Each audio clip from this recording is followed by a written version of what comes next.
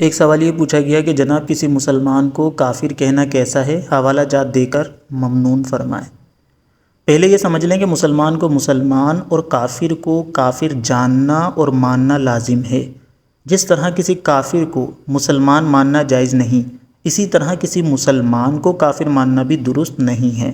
بعض لوگ چھوٹی چھوٹی سی باتوں پر سامنے والے کو کافر کہہ دیتے ہیں، یہ سخت معیوب اور ایمان کی بربادی کے لیے مہلک قول ہے۔ لہٰذا اگر کسی مسلمان نے دوسرے مسلمان کو کافر کہا تو اس کی چند صورتیں ہیں۔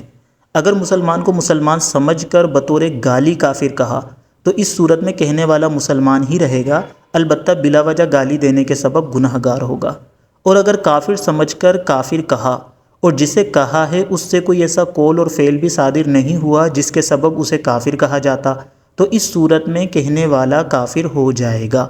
اور اگر اس سے کوئی ایسا فعل صادر ہوا تھا کہ جس کے سبب اس نے اسے کافر گمان کیا اور اسی بنا پر اس کو کافر کہا، لیکن در حقیقت وہ قول و فعل کفر نہیں تھا بلکہ اس کے قول اور فعل میں ایسی صورت بھی موجود تھی جس سے اسے کافر ہونے سے بچا لیا، تو اس صورت میں کہنے والا کافر نہیں ہوگا۔